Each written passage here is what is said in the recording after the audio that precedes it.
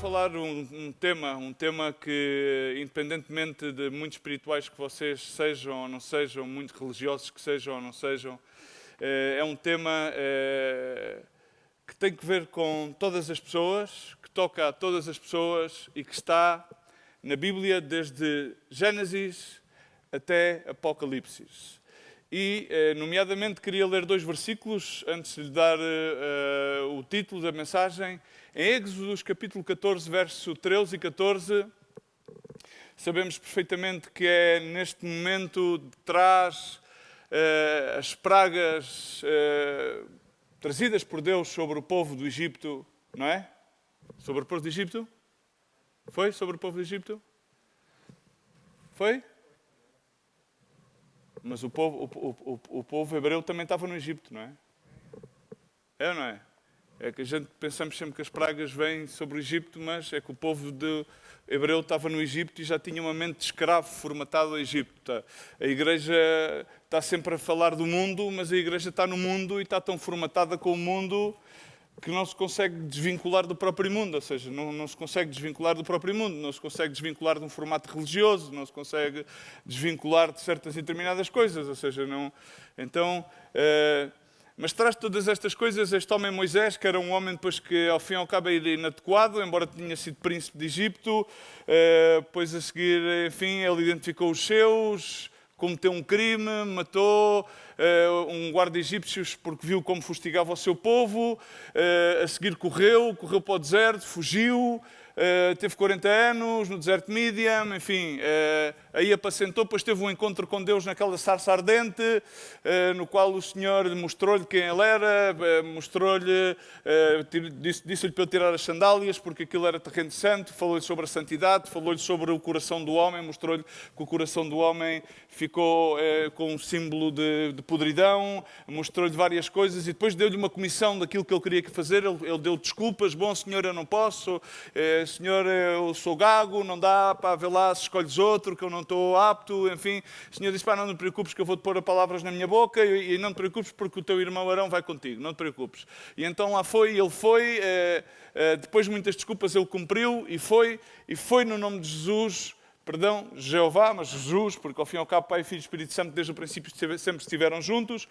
Ele foi desde antes, foi desde sempre e para sempre. E aqui, já depois de que o faraó já não teve hipótese, depois de todas as pragas, de senão deixar ir todo o povo. Tentou negociar que fosse o povo, mas não fosse tal, enfim, mas ao fim e ao cabo teve que deixar ir o povo, os animais e toda a gente. E aqui já se encontravam a fugir e já se encontravam quase ali à beira do mar Vermelho, e no verso 13 e 14, Moisés diz ao povo, esse povo que vinha depois de estar 400 e picos anos escravizado, formatado a fazer tijolos com palha e argila e um bocadinho de água, a poderem ler a Torá às escondidas, lá nas suas casas. Ele disse-lhes, olha, diz Moisés, porém, ao povo, não temais, estai quietos, e vede o livramento do Senhor, que Ele hoje vos fará, porque aos egípcios que hoje vistes, nunca mais os tornareis a ver. Estava a falar dos egípcios, porque depois o coração do faraó estava endurecido, mas irou-se e buscou o seu exército com as suas carruagens velozes e foram atrás dos hebreus. Não os tornareis a ver. E o Senhor pelejará por vocês. Assim, enfim, eles não tinham nem generais, nem tinham exército, nem tinham armas, nem tinham nada. E vós vos calareis. Isto está calado é complicado, não é? Há malta que não consegue estar calada nem debaixo d'água. E se tiverem telefones e redes sociais, ainda pior. E Zooms e essas coisas todas, ainda pior. Então eu poria o título desta mensagem, não entreis em pânico, estai quietos. Não, porque a gente pensa que o pânico foi o Covid, ou que o pânico tem a ver com certas e determinadas circunstâncias, como a perseguição deste povo, ou que o pânico tinha a ver simplesmente com o facto de que eles tinham estado aprisionados, ou que o pânico tinha a ver com a situação de que eu tive em pecado durante um tempo, mas agora já estou no Senhor e já estou livre do pecado. Não. A palavra diz que todos fomos destituídos da graça de Deus e que, eis aqui que, pecamos. Mas pela graça somos mediante a fé. Amém? Então vamos orar. Senhor Pai, no nome de Jesus, agradecemos-te pela Tua palavra e pedimos-te pela Tua graça, Senhor, que sejas Tu a abrir-nos o entendimento do coração, Senhor, e venhas Tu derrubar aquilo que haja para derrubar, Senhor, e implantar, Senhor, a Tua semente viva e que geres em nós a Tua vida mais vida abundante, Senhor, para que possamos, Senhor, aprender de Ti, porque Tu és manso e humilde de coração, Senhor. E postramos diante de Ti as nossas cargas e queremos aprender contigo, Pai. Abençoa todas aquelas pessoas que nos possam ver, ouvir, abençoa os meus irmãos e te agradecemos pelo privilégio que nos dás de ser teus filhos e de poder proclamar o teu evangelho das boas novas, a tua mensagem de esperança para todos aqueles que a possam ouvir e receber no nome do Pai, do Filho e do Espírito Santo. Amém. Amém. Ou seja, então, aqui na realidade vemos um povo que é perseguido e as pessoas às vezes, há uns que têm a mania da perseguição, ou seja, há pessoas que têm a mania da perseguição, definitivamente. Mas eu também agora queria acompanhar-vos a uma escritura, não faz falta abrirem, toda a gente conhece esta escritura e a última vez que eu estive aqui a pregar, eu preguei sobre multidões, tempestades e incertezas. E falei sobre o milagre dos pães e dos peixes. E os milagres dos pães e dos peixes, aconteceu que depois do milagre sobraram 12 cestas, mas diz que Jesus mandou-os entrar na barca e eles experimentaram uma tempestade. Eles passaram de uma situação de milagre para uma situação de tempestade. E diz que os discípulos não tinham entendido o milagre. Eles não tinham. Inclusive, diz que o seu coração estava endurecido. Estão comigo? Ou seja, estava endurecido, significa eles eram discípulos, estavam na casa de Deus, presumidamente, eu não vos vou chamar cristãos, porque eu presumo que nós não viemos de Antioquia, ok? A moda do cristianismo tem que acabar, ou seja, ou nós somos discípulos, homens do caminho, e fiéis, ou não podemos ser cristãos, ok? Temos que erradicar a palavra cristãos, porque ela não aparece na Bíblia. Ou seja, teologicamente a palavra cristão está equivocada. Ela surge em Antioquia e é adotada pelo Império Romano após Constantino. Okay? Então nós temos que começar a ser um bocadinho mais corretos. Então somos discípulos, fiéis e homens do caminho. Nisto homens englobamos homens e mulher. E estes discípulos não tinham percebido nada daquilo. Quiseram se livrar da multidão. Pá, o Senhor manda-os embora. Vaiam para casa. Pá, isto não dá, é muita gente. O que é que você... E o Senhor disse, o que é que tu tens? Conhecemos esta história? Recordam-se que eu prediquei aqui há 2 semanas acerca disto. Agora eles vão para uma tempestade. Vão para uma tempestade e os tipos ficam... Quando tu estás numa tempestade, ficaram como aquele povo que vê o exército egípcio atrás... Vê as montanhas, vê as planícies desertas das cidades egípcias e vê o mar vermelho e vê-se ali e começaram todos a queixar-se. Para aqui é que nos trouxestes, não havia suficientes campas lá no Egito para nos enterrarem, agora trouxeste-nos para aqui. Isto é que nos faltava, ó Moisés. Sempre a mesma coisa. Estávamos tão bem lá no Egito, agora trazem-nos para aqui para esta história. E estes rapazitos que entraram aqui, estes rapazes que eram bons rapazes, supostamente aprendizes do mestre, andavam com o mestre, tinham visto já grandes coisas, entraram no barco e quando entraram no barco neste específico relato de Marcos, diz que Jesus pôs-se à popa do barco a dormir. Na gíria popular, corriqueira, uma sornazinha, uma cesta. Siesta em mexicano, uma siestazita. Em português, a bater uma sorna. Provavelmente entrou-lhe um espírito alentejano, não tinha sombra, mas dormiu um bocadinho. É normal, porque Jesus era o verbo na carne. Então, como era carne, deveria ter algum tipo de cansaço físico e, portanto, dormiu. Mas diz que levantou-se um grande temporal e diz a palavra do Senhor que via-se que o barco já se enchia de água e ele estava a dormir e os rapazes começaram a dizer, fizeram a oração, a pior oração que a gente vê ao fim e ao cabo, mas que nós fazemos muitas vezes, é pá, Jesus, pá, então, mas como é que é, pá, então, mas não te dá, Senhor, nós estamos a parecer como a gente às vezes não fazemos, mas a gente não faz, ou seja, vocês não fazem, mas eu faço, pá, Senhor, mas já viste esta situação, pá, mas pá, isto vai ir ao fundo, pá, Jesus, pá, como é que me meteste nesta situação? E era isso que os rapazes estavam a fazer, não é? Estavam a fazer isso, porque estavam apertados, estavam em pânico, estavam amedrontados. E diz que então o Senhor repreendeu o vento e disse ao mar, cala-te. Não lhe disse a eles, hein? Disse ao vento e ao mar, cala-te e aquieta-te. Vemos aqui exatamente em Êxodos, na passagem que lemos anteriormente, o mesmo padrão. Diz, estai quietos. Estai quietos. Não temeis. O Senhor pelejará por vós. E vós, calados.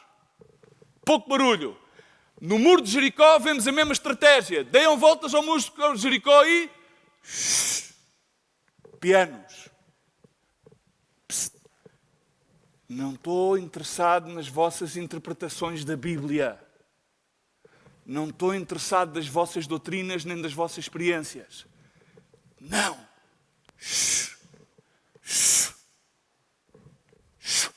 Quietos. Calados. Vão dando umas voltinhas. Parece estúpido andar às voltas. Parece estúpido estar calado. Porque a gente temos sempre alguma resposta a dar. Temos sempre alguma ideia que é mais idealista, é mais fenomenal do que a de Deus. É incrível. Nós somos incrível. E se não for uma ideia, temos sempre alguma queixa ou temos sempre alguma cotação de algum célebre teólogo ou revivalista dos velhos tempos para largar, como eu costumo dizer, uma posta de bacalhau norueguês como uma grande verdade para mostrar a nossa sábia sapiência a dizer, bês, Senhor, eu sei. Eu sou dos que sei. Inclusive, se for preciso, até escrever algum artigo de opinião ou até, quem sabe, concorrer à membresia da direção da Aliança Evangélica e, se não, provavelmente, a apoiar algum partido político ou então, provavelmente, exercer direito de resposta a qualquer tipo de afronta, mas sem molhar a tinta, sem ser carne nem peixe, sem tomar nenhuma posição, a ficar ao meio, como aquela anedota num barco que estava a ir ao fundo, e vem o capitão e diz, mulheres para a direita, homens para a esquerda. E nisto encontravam-se umas pessoas que eram assexuais e disseram, oh capitão, então e nós? E ele olhou, olha, provavelmente fiquem no meio. Enfim, estavam indefinidos. Assim muitos há que se encontram indefinidos. Não sabem se são discípulos, não sabem se são de estar calados, se são de estar quietos, se são de dizer alguma coisa. Estão indefinidos. Mas aquecem os bancos da igreja, às vezes até têm títulos ministeriais, mas não sabem se são de dar um passo para a frente, um passo para trás ou um passo para o lado, porque não atendem à voz do Mestre. E aqui aconteceu com os discípulos, que eles não entenderam porque é que o homem estava a dormir, que o seu homem era aquele homem que os guiava, viram a tempestade, aquela grande... E há pânico. Isto agora é que o barco vai ao fundo, mas eles não entenderam que era o Criador do Universo que ia naquele barco, e o barco não podia ir ao fundo quando ia lá o Criador do Universo. Era impossível. Era impossível. Ou seja, isto era impossível. Então, agora, todos nós temos diferentes maneiras de descrever as nossas dificuldades. Algumas delas vamos falar sobre expressões que nos são familiares a todos. Ou seja, expressões corriqueiras, populares. Por exemplo, estou metido numa alhada. Agora, se isto é que é uma alhada e é das grandes. Por exemplo, estou num aperto. Estou apertado. Estou enrascado. Agora sim é que eu tenho a sentença lida. Estou entre a espada e a parede. Agora sim é que me encostaram à parede. Estou metido num barco furado. Agora sim estou num beco sem saída. Não sei se vocês se relacionam com este tipo de situações. Todos nós já lá estivemos ou estamos lá. Já lá estivemos ou estamos lá. E provavelmente iremos voltar a estar lá muitas vezes. Isso é certíssimo. Como diz o dito, em inglês, eu costumo usar muito ditos ingleses porque eu sou familiarizado muito com o inglês e gosto do inglês. Been there, done that. Significa, como diz o dito, já lá estive e já o experimentei. Mas vamos voltar a experimentá-lo. Então, o que é que acontece? Todos nós podemos estar agora mesmo à beira do nosso mar vermelho. Alguém pode estar, inclusive, à beira de colapsos nervosos, colapsos conjugais, colapsos financeiros. Evidentemente, ou seja, isto. Quantos negócios é que fecharam agora durante estes tempos? Muitos. Quantas microempresas é que não conseguem apoios financeiros? Muitíssimas. Há pessoas que perderam o emprego? Muitíssimos. Há pessoas que, inclusive, podem ter colapsos nas amizades. Há pessoas que podem ter colapsos físicos, de saúde. Porquê? Porque muitas vezes as pessoas tomam a saúde como garantida e, de repente, quando acontece qualquer coisa, o que é que nos acontece? A todos nós. Nós estávamos porreiros, pá, e de repente sucede-nos qualquer coisa e ficamos... Não esperávamos, porque nós estávamos por garantido, estávamos ok. E, de repente, aparece um vírus. Tudo para o confinamento. Agora, imagina-te se o vírus toca à tua porta. E ficas... Ou se é outra coisa qualquer que não é o Covid, porque as pessoas estão muito com o Covid, se é outra coisa qualquer... O que é que acontece? Durante esse tempo, então, é que nós começamos a notar que a casca do ovo é frágil e por qualquer coisa pode-se quebrar. Começamos então a ver que não éramos tão fortes como nós pensávamos. Estamos cá? E isto era a situação daquele povo e era a situação daqueles que estavam metidos no barco com Jesus, que eram os seus discípulos. Eu quero que vocês tenham estas duas imagens paralelas. Uma imagem do Antigo Testamento e uma imagem do Novo Testamento. Duas imagens para que nós as tenhamos agora. Vamos a ver, pode-nos acontecer que nos... Olha, por exemplo, uma coisa que acontece muito. Quebra de memória, quebra de visão. Às vezes não é física, às vezes é a visão que tem que ver com direção. O que é que acontece mais, cada vez mais? Por exemplo, eu tenho uns óculos que são bifocais, a minha visão já não é única, ou seja, eu para ver de certas maneiras, os meus óculos, as minhas lentes são bifocais. A idade paga portagem. Isto vai-se desgastando, não é? Como dizia Paulo, ou seja, o corpo exterior desgasta-se, no entanto o corpo interior vai-se renovando na graça de Deus, ok? E às vezes já há vistas trifocais, eu não sei se há lentes trifocais, mas imagino que provavelmente haja. Por exemplo, o que é que acontece? Há pessoas que vão ficando mocas, não é? Ou seja, tem que pôr aquelas coisas que é com o amplificador, não é? Por exemplo, a minha mulher está sempre a dizer, não grites, porque eu falo muito alto, não grites. Não engoliste nenhum microfone, tens algum amplificador no estômago, não grites, pá, que eu ouço bem. Há outros, por exemplo, aqui o nosso amigo Renato tem os discos todos ali da coisa, que aquilo está... E o Faria também tem os discos todos embrulhados, às vezes ficam assim, tipo como o robô, e é complicado, não é? Mas, por exemplo, aquilo que mais afeta hoje em dia, aquilo que mais afeta todo o mundo, faz assim, com as duas coisas.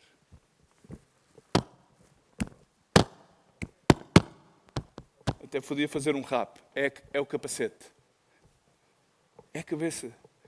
Porque só há uma percentagem mínima do nosso cérebro que nós conseguimos explicar e estudar. E nós não conseguimos entender a reação do nosso cérebro. Por isso é que cada vez mais... Nos anos 50 começou a estar de moda, nomeadamente nos Estados Unidos da América, porque é sempre aí que nascem estas coisas, enfim, a psicanálise. Toda a gente tinha que ter um terapeuta. O terapeuta estava de moda, não é? Toda a gente tinha um terapeuta. Então, começou pelos mais ricos, depois a coisa foi-se popularizando. Hoje em dia, toda a gente tem terapeuta. Até já tem terapeuta cristão. Tem terapeuta cristão. Normal. Até já há terapeutas para os cães. Porque Jesus Cristo falou acerca de afãs, preocupações. Não falou, não há nenhuma palavra na Bíblia traduzida literalmente, diga ansiedade, mas falou, não estejais ansiosos. Ansiosos não têm nada a ver com ansiedade, senão com o afã, com o desejo do que é que vai acontecer amanhã. Mas a enfermidade, os sociólogos do século XXI declaram que a nossa era é a era da ansiedade. É a era da ansiedade. Ok? E eu gostava de ler-vos a definição da ansiedade. Agora, eu quero recordar-vos uma coisa que vocês não devem ter notado, ou não devem ter lido, ou não se recordam, o que é que levou estes homens a entrar no barco. Foi que Jesus chegou ao pé deles e disse-lhes, olha, vamos passar para o outro lado. Noutras versões bíblicas diz, na correta, na João Ferreira de Almeida, corrigida, que é aquela mais fidedigna, vamos passar para a outra banda. Significa para a outra margem. Aponta-me a passagem conhecida da Jafomega, não é? Para a outra margem. Ou seja, ele estava a dizer, ok, vamos desta área que nós conhecemos, que é a área que nos é segura, que é a nossa área de conforto, vamos para outra margem que a gente não conhece, que é uma área desconhecida. Nomeadamente iam para a terra dos Gadarenos, porque eles tinham, ou seja, na realidade o pai tinha dito a Jesus que ele tinha que ir para ali, que era a terra dos Gadarenos, porque havia lá um homem, e esse homem estava endemoniado dos pés à cabeça às pontas das unhas, e Deus tinha um projeto incrível, que era que aquele homem ia ser liberto, ia ser usado como evangelista na terra dos Gadarenos e ia trazer salvação a muitos. Amém? E este era o projeto de Deus. Agora, isto não ia caber na mente dos 12, não é? Isto não ia caber na nossa mente. Isto não ia caber na nossa mente em frente ao Mar Vermelho. Se estivéssemos lá na pele daqueles milhares de hebreus, depois de estarmos 400 e tal anos, não é adictos a uma forma de viver dissoluta, mas escravizados, nós estávamos bem, era como escravos. Pá, não me chateies, eu estou bem aqui. Agora vais-me levar para o meio do deserto?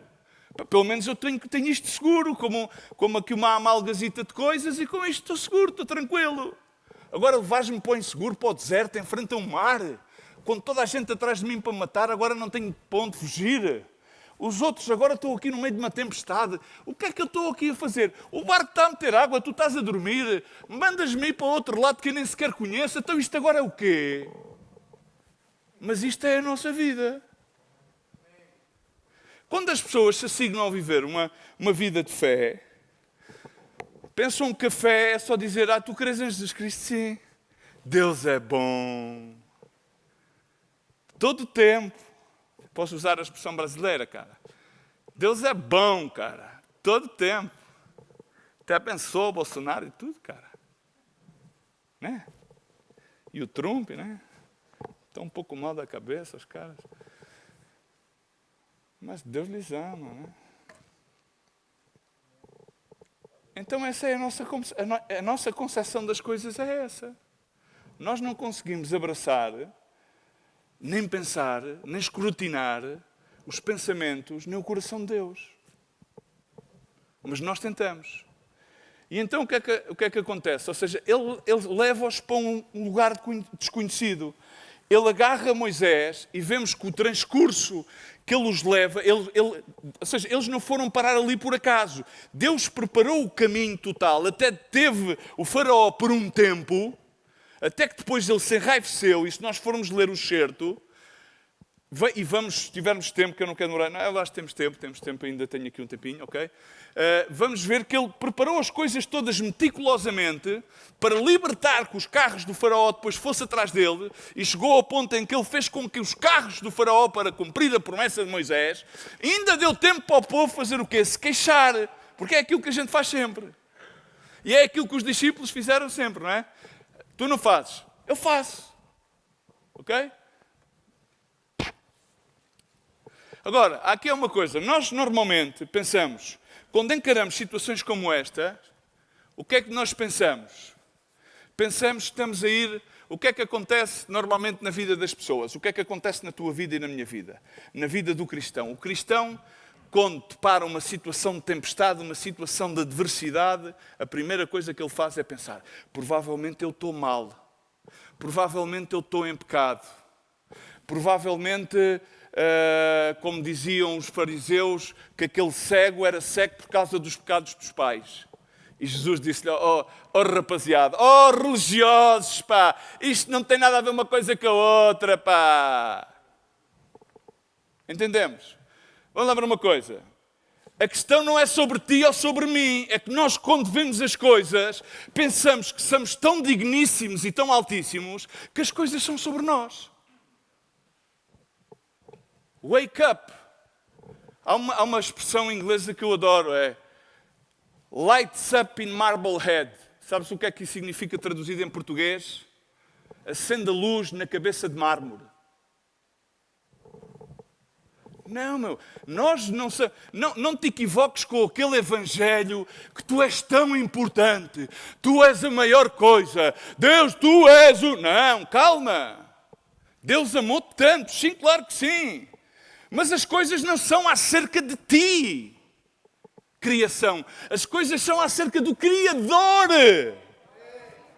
Ok, as coisas são acerca dele. As coisas são dirigidas para cima, não para baixo, não acerca da minha pessoa. Eu estou nesta situação de certeza porque fiz alguma coisa mal e agora tenho que fazer uma introspeção. Não és tão importante. Deus é importante. Ok? Deus é importante. Pergunta antes, ao contrário.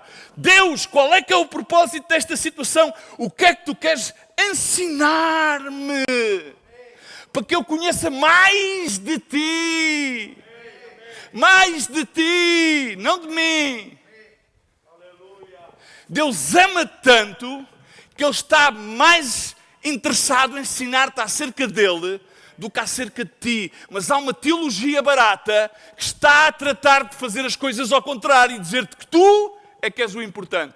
Desculpa lá, mas não. O importante é o Criador. O importante é o Senhor.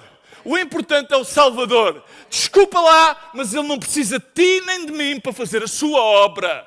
A sua obra é perfeita para além de nós e apesar de nós.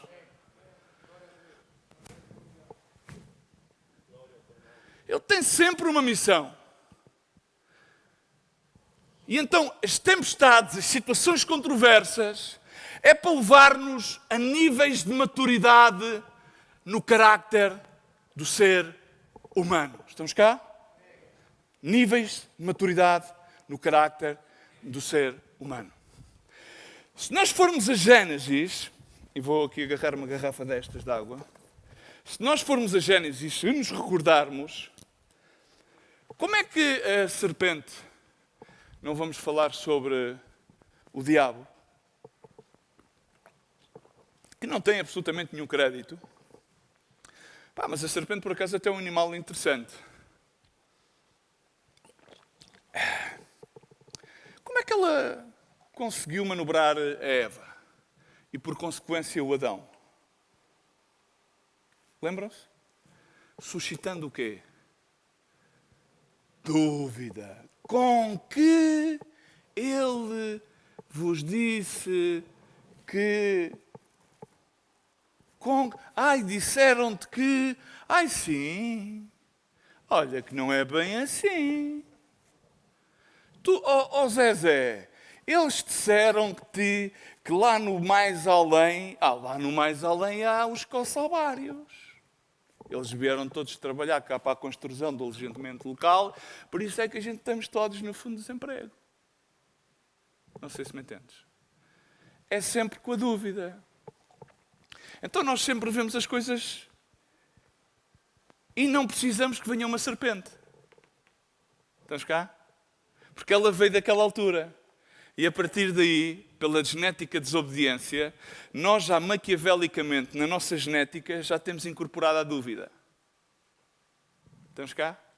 Nós agarramos e dizemos que temos fé, mas a seguir começamos a duvidar. Será que... mas é que se isto fosse verdade, eu não estava nesta situação. Se Deus fosse bom, então porquê é que eu estou nesta situação? Porque nós voltamos outra vez o Evangelho ao contrário. Pensamos que o Evangelho é sobre nós, mas o Evangelho é sobre Deus. E pensamos que as boas novas e a esperança têm que ver com que tudo corre bem, têm que ver com que não há conflitos. É tudo flower power. Só falta o cannabis, para a gente ficarmos mais contentes. Não, e as primeiras comunidades cristãs do avivamento Jesus Freak nos Estados Unidos também, enfim, interpretaram dessa maneira e também faziam o consumo dessas ervas, não é? Porque pensaram que fazia parte, porque era vinha da terra e tal. E há por aí muitas comunidades que fazem uso disso. Não é? Pois, cada um albarra o burro à vontade do dono. Mas isto não é teológico, não tem nada a ver com aquilo que está escrito na Bíblia. Okay? Não tem nada a ver com isso. Então, grande parte destas tempestades, grande parte desses confrontos com os mares vermelhos que nos dão pela frente, a gente começamos e não entendemos que realmente Deus está a levar-nos a um conflito no qual Ele dirige-nos àquela situação para que nós enfrentemos a nós mesmos e alcancemos uma maturidade de carácter. Porquê? A maturidade de carácter, normalmente como é que nós vemos as coisas? Olha, quando está a chover, e isto num sentido de problemas na vida, como temos um pequeno problema na vida, nós temos a tendência, como tudo é acerca de nós, de fazer desse pequeno problema um furacão. Furacão escala 5. Mas, na realidade, isso não é um furacão escala 5. É um pequeno chuvisco. Só que eu queria ver se vos levava aqui à definição da ansiedade. E diz assim a definição da ansiedade. A ansiedade é uma emoção caracterizada por um estado desagradável de agitação interior, muitas vezes acompanhada de um comportamento nervoso, o de se embalar de trás para a frente. É o sentimento desagradável de terrores por eventos antecipados, tal como a sensação de morte iminente. A ansiedade é um sentimento vago e desagradável de medo, apreensão, caracterização por tensão ou desconforto, derivado da antecipação do perigo e de algo desconhecido. O medo é uma resposta a uma ameaça real ou percebida, enquanto a ansiedade é a expectativa de uma futura ameaça. A ansiedade é um sentimento de inquietação e preocupação, geralmente generalizado e sem foco, como uma reação exagerada a uma situação que é apenas subjetivamente vista como ameaçadora. É muitas vezes acompanhada por tensão muscular, inquietação, fadigas e problemas de concentração. Ok? Isto é, agora, eu vou-vos dar a minha definição de ansiedade, que é simples e prática. A ansiedade é quando nós vimos as circunstâncias que estão lá fora, pode ser o Mar Vermelho, vamos pô-lo num contexto bíblico, o Mar Vermelho, a tempestade do barco, os nossos problemas pessoais, não ter dinheiro para pagar as contas ao fim do mês porque as empresas estiveram fechadas. E nós agarramos nisso, está lá fora, que não tem nada a ver com o nosso estado emocional interior, e agarramos nisso, que é-nos externo e colocamos-nos dentro do capacete. E isso passa a possuir-nos. E então começamos a fazer conjunturas e a alienar futuras possibilidades de grandes perigos que poderão acontecer devido a essas circunstâncias. Estamos cá. Isso é a ansiedade. Agora, eu quero dizer-vos algo mais. Os neurologistas descobriram algo muito interessante acerca do nosso cérebro. O nosso cérebro tem uma capacidade na interpretação de imagens que é o seguinte. Nós, quando olhamos com os nossos olhos, por exemplo, e vemos um cão, não está aqui nenhum cão, ok? Mas olhamos e vimos um cão na visão real e em seguida fechamos os nossos olhos e imaginamos um cão,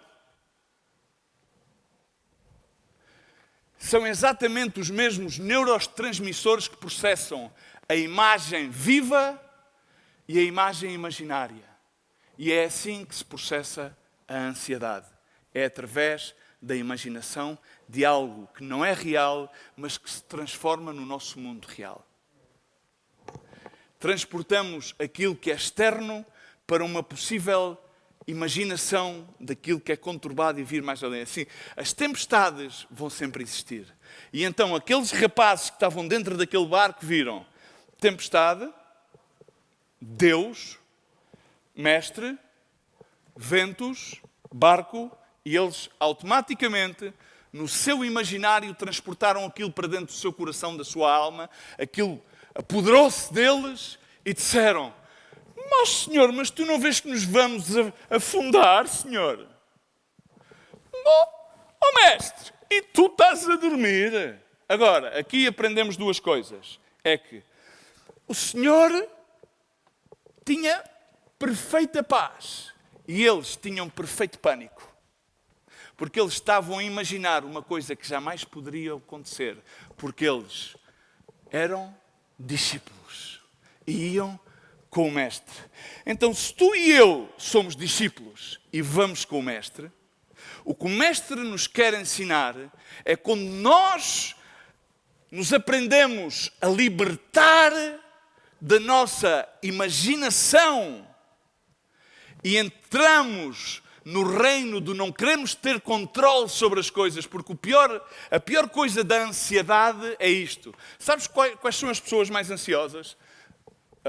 Acuso-me a mim mesmo. É as pessoas que gostam de ter controle sobre as coisas. E agora, a sociedade moderna arranjou uma definição bastante colorida para isso, que até está veio para dentro da igreja, que se chamam as pessoas perfeccionistas. E então, como diz que o Senhor é santo e o Senhor é um Deus de ordem, então os cristãos dizem que o Deus é um Deus de ordem, então como é um Deus de ordem, Deus é perfeccionista. Porque Deus fez tudo bem e Deus fez tudo muito bem. Pois, obviamente, porque se Ele é perfeito. Então eles dizem, bom, sede perfeito porque eu sou perfeito. Não, eu digo, sede santo porque eu sou santo. E agora a questão é que nós não conseguimos ser santos como Ele é santo. Nós só conseguimos ser santos pelo sangue de Cristo. E então aqui é que se manifesta a graça. E a graça manifesta-se na nossa imperfeição. E a graça manifesta-se em nós aceitarmos a nossa incapacidade para sermos perfeitos. Mas nós gostamos de ter controle. Ok? E então o controle rouba-nos a alegria da vida. Porquê? Porque as coisas saem fora do meu controle. E isso é gerado por ansiedade. O controle é uma forma mascarada de ansiedade. Por isso é que nós gostamos de dizer, como é que está tudo? Está tudo controlado. A gente gostamos de ter tudo controlado. Agora, Jesus gosta de nos levar para uma zona onde leva-nos para uma zona fora do nosso controle. E dizem, Jesus, sabes porquê? Porque na zona de fora do nosso controle é onde nós vamos aprender a ter perfeita paz. É onde Ele tem controle. É onde nós então entendemos que Ele é um Deus que é soberano. E então mas inclusive é nas coisas más. Sim, nas coisas más. Porque é bom ter paz quando tudo vai bem. Mas Deus é tão bom que Ele quer nos ensinar a ter perfeita paz quando as coisas vão mal. Porque Ele continua a amar-nos quando as coisas vão mal. Ele continua a amar-nos quando nós temos uma sentença de morte com o cancro. Ele ama-nos da mesma maneira. Agora, o interessante disto, vejamos discípulos e vejamos o homem que se chamava Moisés. O homem mais manso, o homem que teve intimidade com Deus, um homem que foi tratado por 40 anos, aquele mesmo homem que tinha ímpeto, que foi general do Egito, que conquistou grandes batalhas, que foi em seguida para o deserto, foi tratado por Deus e a seguir é escolhido por Deus e vê-se abraços com aquele povo, que era um povo com uma mentalidade de escravo. Interessante. E todos nós temos os nossos dilemas, as nossas tempestades, as nossas situações, seja o controle, seja enfrentar situações que nós não sabemos e começamos a fazer introspeções e entramos dentro dos nossos turbulinos pessoais e começamos a entrar naquilo que hoje em dia também se chama depressão, mas afinal não é uma depressão, simplesmente é uma angústia, não sei, medos, etc. Sim, mas entendemos que aquele que tem medo não é aperfeiçoado no amor de Cristo. Mas muitas das vezes encontramos à beira de colapsos nervosos. Mas a palavra de Deus diz uma coisa, no Salmo 37, 23, diz que os passos do homem bom, mas a Bíblia diz que homem bom não há nenhum, senão só um, que é Jesus Cristo.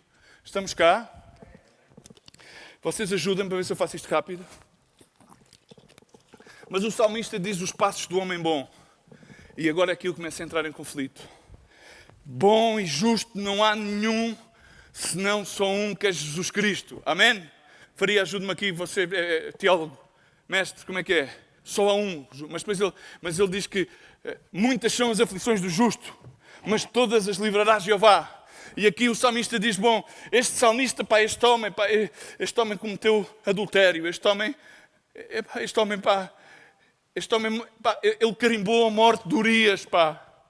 Ele mandou fazer um censo para ver quão grande era o seu povo, pá. Ele pensou que era dono do seu povo, pá.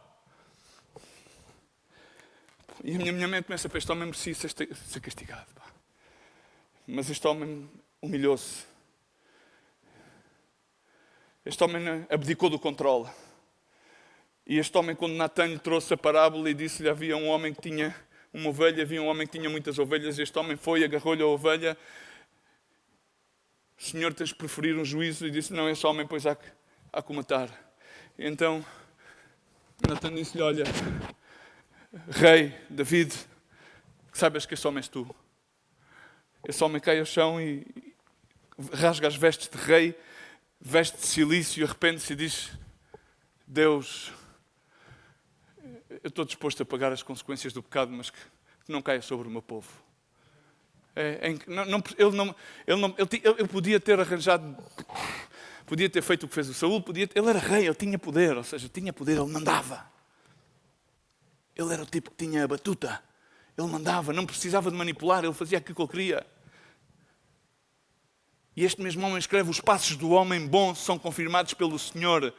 Noutras versões bíblicas diz, são ordenados pelo Senhor e Ele deleita-se no seu caminho. No caminho de quem? Pergunto. No caminho de quem? Muitos interpretam que é no seu caminho do homem bom, não é no caminho do Senhor. E o caminho do Senhor vai-te levar ao Mar Vermelho. O caminho do Senhor vai-te levar ao barco com tempestade. E não te podes livrar da tempestade nem do Mar Vermelho. E quando tu vês a maravilha que Deus fez na travessia do Mar Vermelho, a grandeza do poder de Deus, estás a olhar para um povo que está à beira de um grande dilema e tu podes estar à beira de um grande dilema. Porque é que Deus os instruiu para ficarem parados num momento como este? Porque é que Deus pode estar a te dizer, para, está quieto, para. Não des mais voltas ao capacete, para. Porque é que vamos, se formos, eu queria cruzar isto com Marcos, porque é incrível a mensagem de Marcos, quando ele disse, porque é que sois assim tão tímidos? Noutras versões bíblicas, porque temeis? Porque é que temes? Porque temes? E diz, a seguir, ainda não tendes fé? Eu agora quero fazer-vos uma pergunta, ok? Quantos de vocês é que sabem que Deus existe? Podem levantar a mão? Ok. Isso não é suficiente. Isso não é fé. Grande parte das pessoas que estão na igreja, nos ministérios, alguns ministros, creem que a fé é suficiente como proclamar e saber que Deus existe. Aqui Jesus estava a falar acerca de uma fé, que era a fé de um carácter que tinha amadurecido.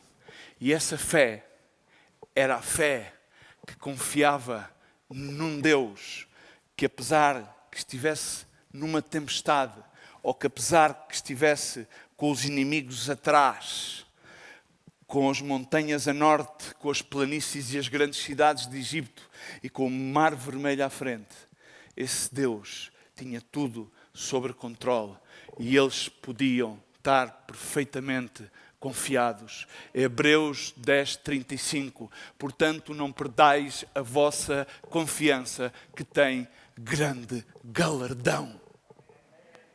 Amém?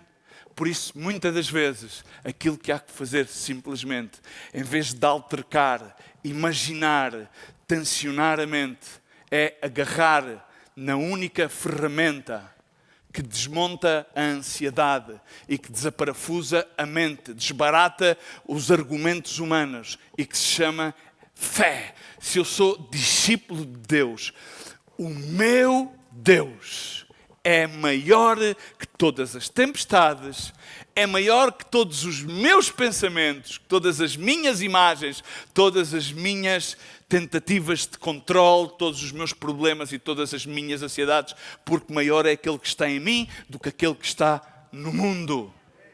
Amém? Aqui está a chave, mas ainda assim, estes homens tiveram que transitar pela tempestade. E os outros tiveram que estar frente ao Mar Vermelho. Mas aqui há algo impressionante. É que eles foram levados lá pela mão divina. E aquilo que aconteceu é quando foi deixado, e aqui vamos entrar em Êxodos 13, 17, para lermos rapidamente, todos vocês sabem como Deus os acompanhou com colunas de fogo e com uma nuvem. Eles foram acompanhados e eles de voos, diz, partiram de Socote até, tem o Senhor adiante deles de dia uma coluna de nuvem e pela noite guiava-os com uma coluna de fogo para alumiar. Nunca tirou diante da face do povo a coluna de nuvem, nem o fogo pela noite.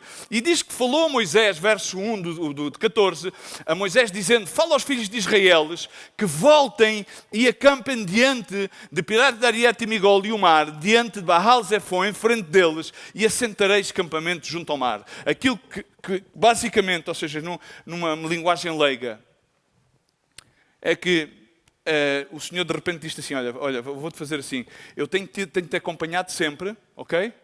As coisas têm tentado a correr bem, eu tenho sido porreiro contigo, tu estavas numa situação um bocado complicada, mas agora, eu acompanhei-te, ou seja, cobri-te com a minha nuvem da glória, a seguir acendi-te a minha chama de fogo para te guiar à noite, mas agora vai chegar aqui uma zona, estás a ver, em que eu vou-te mandar parar, para-te aí. E tu dizes, ok, e eles pararam, não é? Pararam. E quando eles pararam, agora é que a coisa se pôs complicada. Quando eles pararam, o que é que aconteceu quando eles pararam? É que o faraó desatou os gajos nos chariots, nas suas carruagens, a correr, o exército todo. O faraó super irado, tinha perdido tudo, culturas, gafanhotos, rãs, os primogénitos, o seu filho. Está tudo destruído. E ele queria matar os hebreus.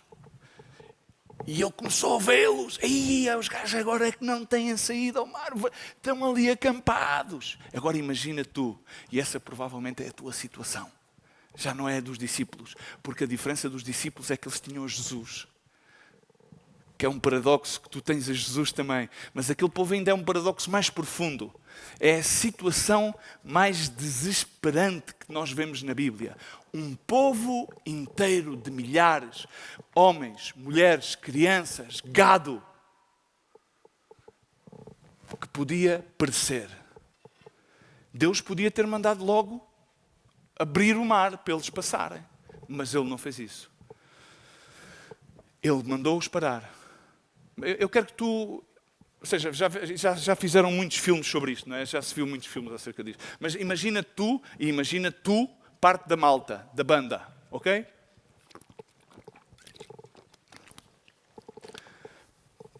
Vamos voltar para trás, vamos pôr-nos lá nós, no filme, lá?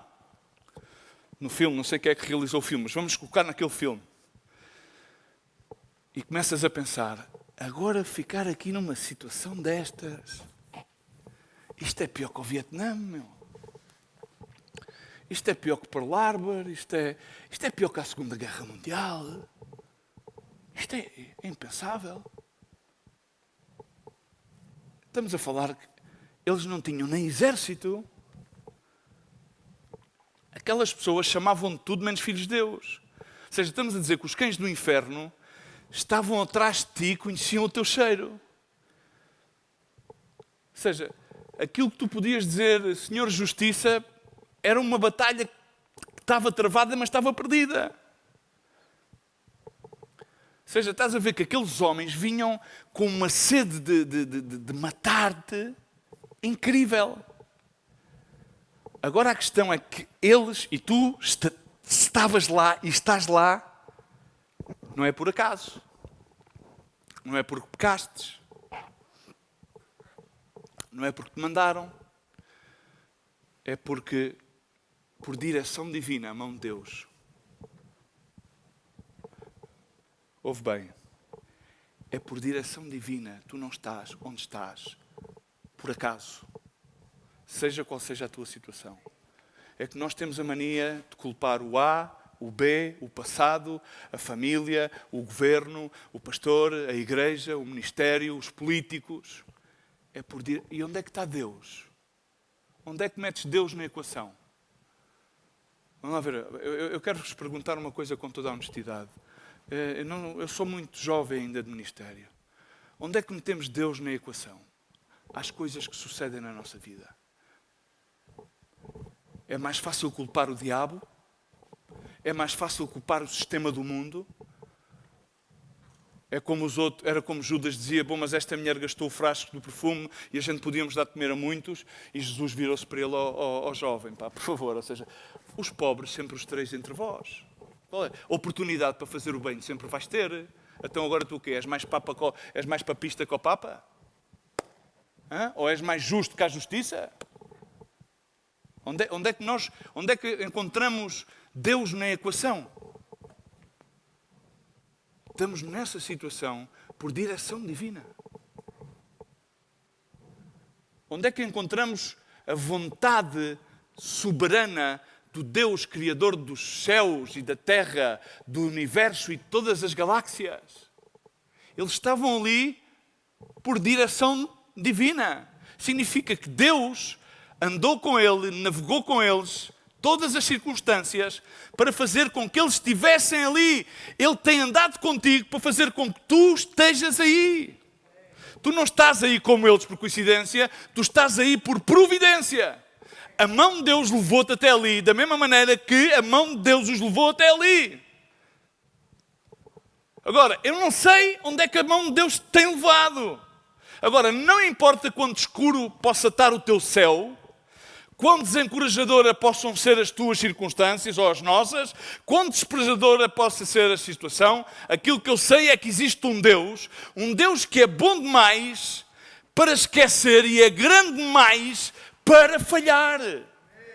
Aí é que essas coisas, é que nós não podemos esquecer-nos que esse Deus que nos leva a essas circunstâncias, pela sua mão, Ele é grande demais e bom demais para nos esquecer e para nos falhar.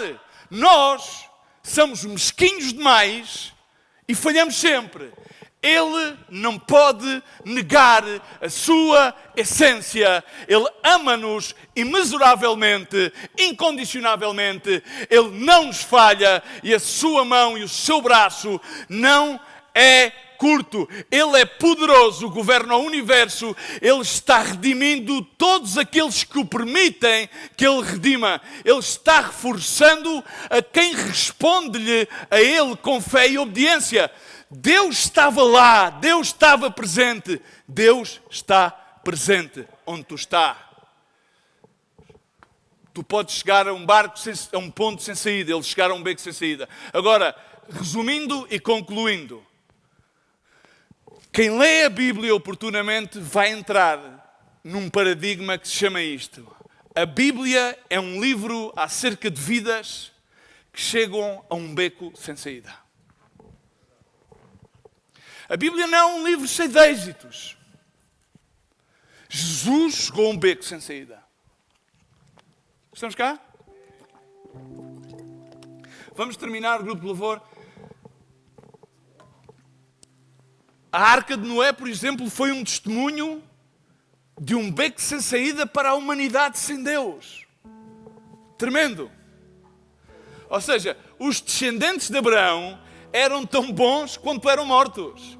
Até que Deus levantou Isaac do ventre do ventre que estava morto e seco de Sara. Deus levantou Isaac de um ventre morto.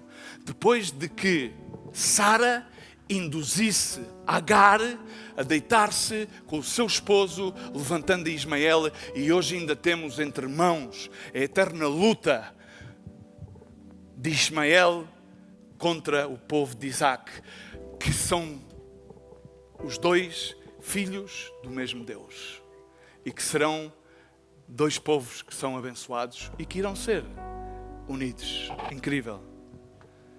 José teve num beco sem saída, até que Deus usou a vida de José para pavimentar um caminho no Egito para o seu povo, para ser de livramento para o seu povo. Agora este povo chega a um beco sem saída. E tu podes estar num beco sem saída, frente ao Mar Vermelho. Agora, olha uma coisa, nós podemos cair com a nossa cara do chão. Vamos ficando velhos, alguns. Às vezes espancados pela vida, às vezes sentimos-nos acabados. No entanto, temos que saber uma coisa. O amor de Deus, do Nosso Senhor, por ti e por mim, é imutável. Não muda. Não muda. Toda a música que nós podemos emanar da nossa vida, todo o nosso mundo particular, todas as nossas aparências podem transformar-se em pó. Mas ainda assim, o Senhor se segurará na palma da nossa mão. Há uma coisa que jamais pode confundir a Deus, que são os assuntos da nossa vida fraturada. Nós somos vidas fraturadas. Fraturadas, somos frágeis. Não somos grande coisa. Há um evangelho que te nutre a dizer que tu és aos jovens, dizer vocês são a nova geração, são os campeões. Deus é um campeão. E Deus levanta uma geração. E levantou sempre uma geração. Ele levantou um Moisés, ele levantou Isaac, ele fez de um aldrabão Israel. Ele não é conhecido o Deus de Isaac, o Deus de Abraão, o Deus de Isaac e o Deus de Israel. Ele é o Deus de Abraão, ele é o Deus de Isaac e ele é o Deus de Jacó, que significa o enganador.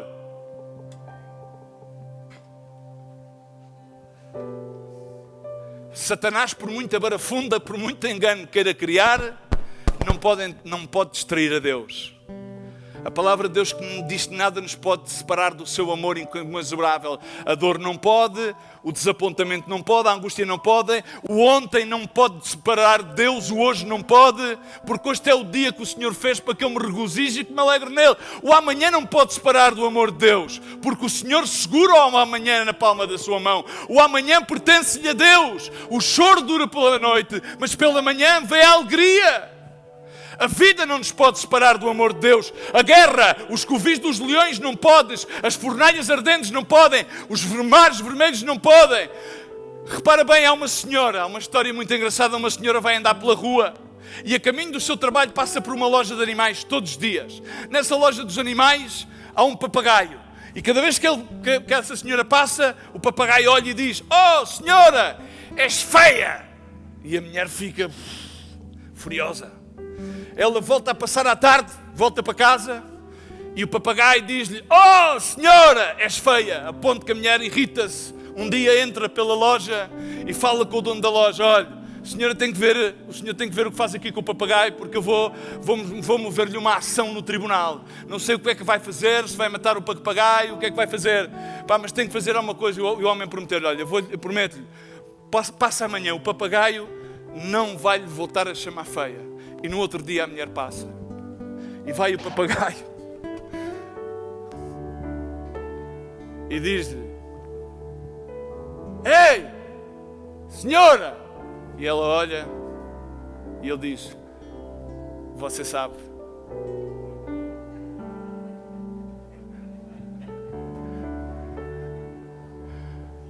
Tu sabes.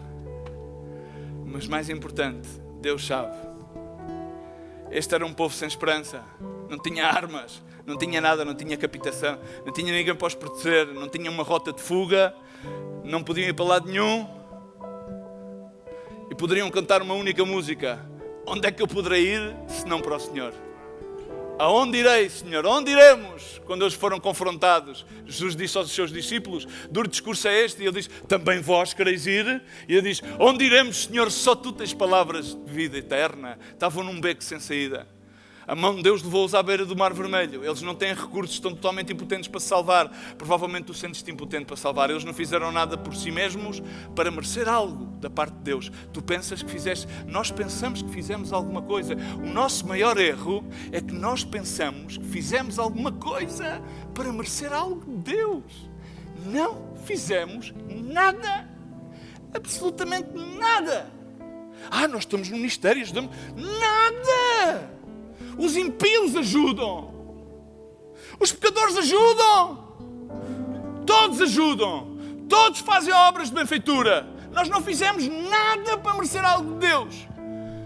E Ele, ainda assim, aprove-lhe entregar o seu Filho por ti e por mim. É incrível, não podemos dar-nos ao luxo de pensar que merecemos alguma coisa de Deus.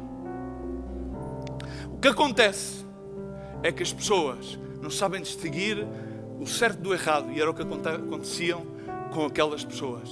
Aquelas pessoas eram os estratos mais baixos da humanidade. Eles tinham estado à mercê de um povo que não tinha Deus por 430 anos. Eles não tinham sentido direção. E muitas vezes, neste ministério, há pessoas que estão cá há muitos anos e perderam o sentido da direção. Deixaram de distinguir o certo do errado. Deixaram de entender quem era Deus. Deixaram de entender quem eram os benefícios de Deus. Deixaram de entender a lei perfeita da graça que os guia. E às vezes encontram-se como este povo, num beco sem saída. E o Senhor diz: está quietos, porque hoje vem livramento à tua vida. Está quietos, porque hoje vem livramento. O livramento está a caminho. E o que é que eles fizeram? Aquilo provavelmente que tu fazes. Começaram a perguntar uns aos outros: o que é que fazemos agora? O que é que fazemos antes desta mensagem? Moisés diz: o que é que vamos fazer agora? Começaram a desencorajar-se uns aos outros com palavras de descrença. Sabes o que é que significa ansiedade? Sabes o que é que significa ansiedade? Eu vou-te traduzir o que é que significa ansiedade. A ansiedade, traduzido, significa incredulidade. Aqueles discípulos temeram, estavam ansiosos pelas suas vidas. Sabes porquê? Porque eles deixaram de confiar no Mestre que era o Criador dos céus e da terra. E quando nós nos centramos em nós e começamos a focar-nos nas nossas vidas imaginárias, nos perigos que nos podem vir por diante, no dia da manhã, o que é que será da minha vida amanhã, o que é que será dos meus filhos, o que é que será disto, e o futuro e o porvir. Aquilo que nós estamos a dizer é, estamos-lhe a dizer assim: sim, Senhor, sabes, eu creio que tu existes, estás a compreender, mas há certas e determinadas coisas que eu creio que não te competem a ti. Eu preciso de controlar estas coisas, Senhor, eu preciso estar seguro. Então, na realidade, isso vai gerando cada vez mais ansiedade e pânico. E isso é ansiedade. A ansiedade é incredulidade. E um coração de incredulidade não agrada a Deus. Diz que o justo não é justo pelo aquilo que faz. Ele é justo porque é justificado por Cristo Jesus na cruz do Calvário. E diz que o justo vive pela sua fé. E a sua fé não é porque existe um Deus. A sua fé é provada, não quando há uns chuviscos, mas quando está no meio do turbulino. Então, aí é exercitada. Porque sabes quando é que nós exercitamos as nossas maiores virtudes? É quando somos ofendidos. E então exercitamos o perdão. Exercitamos a benevolência. Sabes quando? Quando de alguma maneira nos ultrajam e nós, em vez de devolver mal por mal, devolvemos bem por mal. Exercitamos a virtude no meio do turbulino. E aí exercitamos as virtudes, aí geramos o carácter de Cristo. Sabes quando é que exercitamos a generosidade? É no meio da necessidade. Quando nós estamos em necessidade, temos a oportunidade de dar algo que nos faz falta a alguém. Não é quando damos das nossas sobras. Aí se exercita. No meio da tempestade, cria-se o carácter. E voltando àquela história de lá, ilustrando com uma pequena coisa, sabes, sobre o controle. Há aqui uma figura, uma pequena história para ir terminando.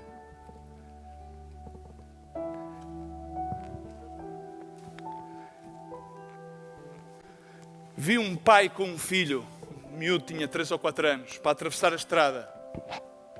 Não havia semáforos naquele local, numa rua ali em Lisboa. E estavam a passar os carros. E o filho, o pai estava muito tenso. E olhava para um lado e para o outro, ver os carros que vinham para cima e para baixo. Ele olhava. E o filho estava tranquilamente dado na mão do pai. Ele brincava e estava relaxado e estava todo tranquilo. Estava na boa, estava mesmo naquela, estava a curtir, o filho estava no mundo dele, estava muito tranquilo, estava muito mesmo, estava off, parecia que não via carros, parecia que não estava na rua, estava mesmo a curtir. E o pai, muito atentamente, olhava para cima, olhava para baixo, olhava para cima, olhava para baixo, até que subitamente há um espaço em que ele pode caminhar com o filho, dá um esticão ao filho e passa a rua. Mas mesmo assim, ao dar-lhe o esticão, o filho não se aborreceu, senão continuou a ir, a curtir. Isto é fé. Isto é o que Deus quer que tu faças. Tu não precisas de ter controle. Tu não és o polícia da estrada. Ele é quem controla o tráfego. Tu somente tens que lhe dar a mão e confiares no Deus no qual tu professas ter fé. E quando estás em frente ao mar vermelho, aquele mesmo que deu a promessa a Moisés, tu não precisas dizer como eles disseram: bom, trouxeste-nos aqui para morrer porque não havia sepulcros. Não. Ele disse para tu estares quieto e está quieto e vê o livramento, porque cumpriu-se a promessa, conforme Moisés disse em Êxodo 14, 25, lê-se assim: e ele tirou as rodas dos seus carros e fê-los andar dificultosamente. Então disseram os egípcios: fujamos da face de Israel, porque o Senhor por eles peleja contra os egípcios.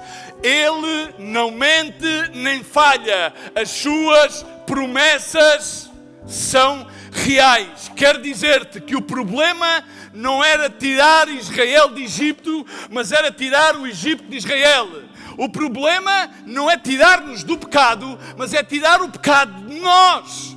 O problema não é atravessar as tormentas no mar vermelho.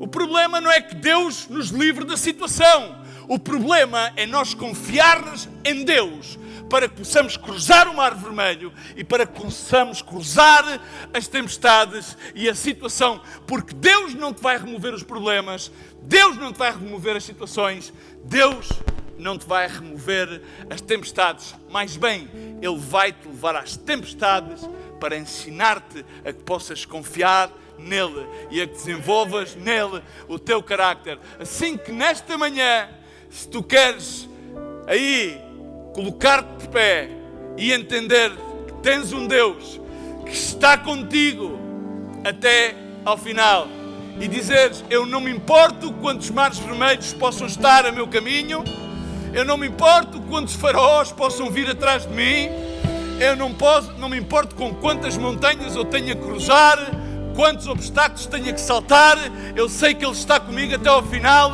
porque Jesus Cristo disse: no mundo tereis aflições, mas tende bom ânimo, porque Ele venceu o mundo e eu estarei convosco até ao fim dos tempos.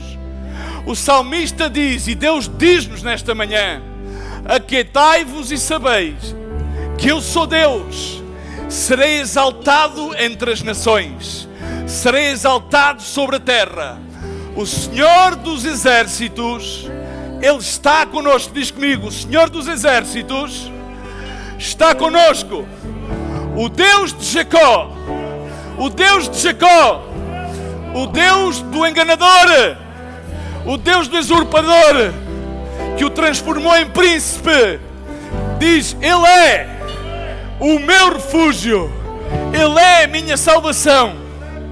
Aleluia! Ele é a minha força, Ele é o meu cântico, Ele me foi por salvação. Diz comigo: este é o meu Deus, lhe farei uma habitação, Ele é Deus do meu pai. Por isso o exaltarei. Dai um salve.